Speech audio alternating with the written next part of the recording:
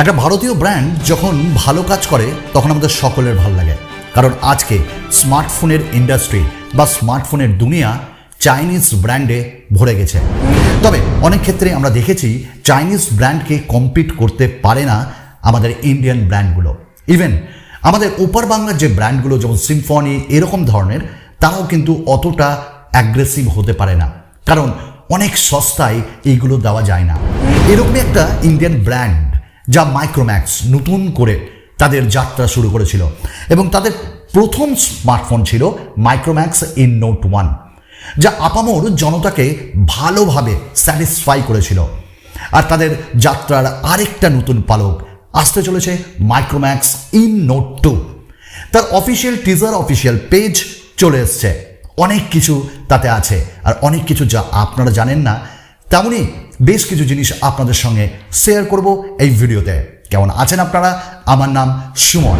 Indian brand আগে আসুক, Indian brand ইন্ডিয়ানসের জন্য ভাবুক যেমন এরা ভাবছে, আর নতুন নতুন স্মার্টফোন আমাদের প্রোভাইড করুক যা চাইনিজ ব্র্যান্ডকে এক নিমেষে একটু যেন নামিয়ে দিতে পারে। একই কথা বলবো ওপার বাংলার ব্র্যান্ডগুলোর জন্য, সিম্ফনি কিংবা ওয়ালটন, তারাও ভালো কাজ করুক, কম্পিটিশনে আসুক, আর চাইনিজ ব্র্যান্ডগুলোকে ভালো একটা শিক্ষা দেয় যাতে প্রাইসগুলো কন্ট্রোলে থাকে। তো মাইক্রোম্যাক্স ইন নোট 1 গত বছর লঞ্চ হয়েছিল এবং এই স্মার্টফোনটি আমি বেশ কিছুদিন ধরে as my secondary device use করছি। I am satisfied. But Micromax in note 1-এ আমরা অনেক কিছু পাইনি, সেই জিনিসগুলো আমরা বোধহয় ইন নোট 2-তে পেতে চলেছি। যেমন ডিজাইন যদি বলি, তার আগে আপনারা জানতে চাইছেন launch day. Micromax in note 1 যেমন লঞ্চ হয়েছিল, তেমনই ইন নোট 2 লঞ্চ হচ্ছে 25শে জানুয়ারি, এবং এই স্মার্টফোনটির আনবক্সিং অ্যান্ড রিভিউ অবভিয়াসলি আমার চ্যানেলে পাবেন, এবং যেখানে সততার ছোঁয়া অবশ্যই থাকবে। এবং এই স্মার্টফোনটি ফ্লিপকার্টে আপনারা পাবেন। ইন নোট 2 এই স্মার্টফোনটায় বেশ কিছু জিনিস ইমপ্রুভ করা হয়েছে, যা বলবো লেভেল আপ ইয়োর স্টাইল। আমার কথা নয়, কথাটি মাইক্রোম্যাক্সের। যাই হোক, আমাদের যদি ভালো লাগে আমাদের কাজ, তাহলে অবশ্যই সাবস্ক্রাইব করতে ভুলবেন না, লাইক একটু করে দেবেন আপনার মূল্যবান বক্তব্য, এবং আমাদের ফেসবুক পেজ নিচে দেওয়া থাকলো লিঙ্ক, বা ফেসবুক গ্রুপ, তাতে জয়েন করার অনুরোধ রইল। তো মাইক্রোম্যাক্স ইন নোট 2-তে প্রথমে আমরা দেখছি যেটা একটা বিশাল চেঞ্জ, সেটা হলো ডিজাইন নিয়ে। যেমন মাইক্রোম্যাক্স ইন নোট 1 এই ডিজাইনটাও অনেকের ভালো লেগেছিল, এক্স প্যাটার্ন, বাট ম্যাট ফিনিশে ছিল। এবার ইন নোট 2 আসছে গ্লসি ফিনিশিংয়ের সাথে, আপনি বলতে পারেন পিয়ানো ফিনিশিং, এবং ব্ল্যাক কালারটা কিন্তু থাকবেই। হ্যাঁ, এখানে পলিকার্বনেটেরই বোধহয় ব্যবহার করা হচ্ছে, বা প্লাস্টিক। কিন্তু ক্যামেরা মডিউলটা যদি আপনারা দেখেন, তাহলে অনেকে বলতে পারেন Micromax is inspired by Samsung S series, কারণ ক্যামেরার লেআউটটা অনেকটা স্যামসাং এস সিরিজের মতন লাগছে, আর নিচে লোগো ইনের। আচ্ছা, কি একটা মিসিং বলুন তো মাইক্রোম্যাক্সের এই ইন নোট 2-এ? অবভিয়াসলি একটা ফিঙ্গারপ্রিন্ট স্ক্যানার, যেটা আমরা মাইক্রোম্যাক্স ইন নোট 1-এ পেছনে পেয়েছিলাম, এবার সাইডে দেওয়া হয়েছে। এটা বলতে পারেন লেভেল আপ। এবং এই স্মার্টফোনটাতে আমরা যে ডিসপ্লে পাচ্ছি, সেখানেও একটা লেভেল আপ। সেই লেভেল আপটা কীরকম? 6.43 ইঞ্চেসের একটা ডিসপ্লে দেওয়া হচ্ছে। অবভিয়াসলি এই ডিসপ্লেটা এবার অ্যামোলেড, এবং অ্যামোলেড ডিসপ্লে হওয়ার জন্য আমরা যখনই কোনো ওটিটি প্ল্যাটফর্মে যে কোনো কন্টেন্ট দেখব, বা ইউটিউবে ভিডিওস দেখব, বা মুভিজ, আমাদের ভালো লাগবে। কালার্সগুলো পাঞ্চি হবে এবং বেজেলসগুলো বেশ কম। But what kind of protection তারা ডিসপ্লেতে ইউজ করবে, এই ব্যাপারে তারা এখনও মুখ খোলেনি, আমরা খুলব কী করে।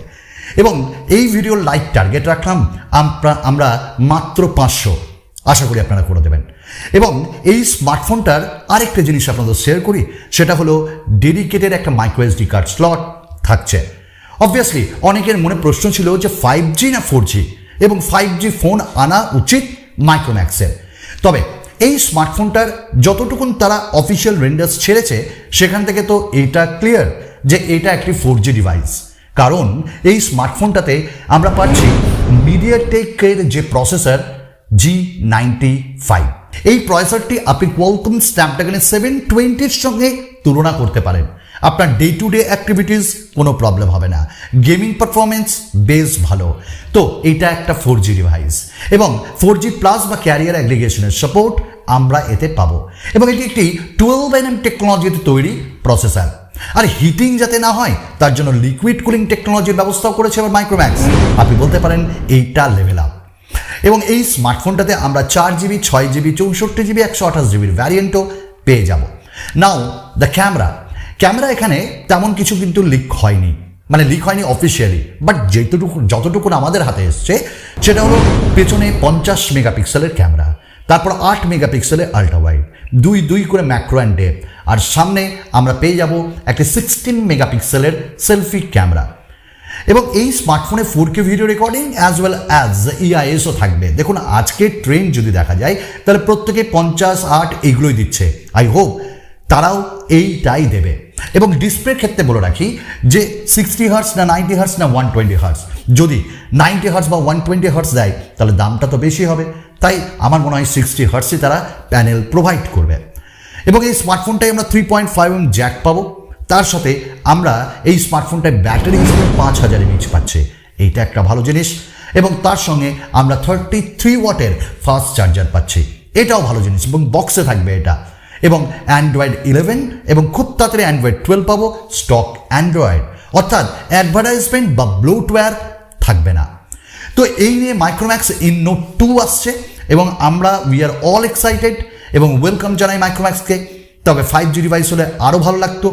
ইন ফিউচার আমরা প্রত্যেকে এক্সপেক্ট করব মাইক্রোম্যাক্স যেন আমাদের জন্য সস্তায় একটা 5G ডিভাইস প্রোভাইড করে। তো চলুন এবার কথা হবে একদম আনবক্সিং আর রিভিউয়ের দিন। আপনারা সকলে ভালো থাকুন, খুব ভালো লাগলো আপনাদের সঙ্গে সময় কাটিয়ে।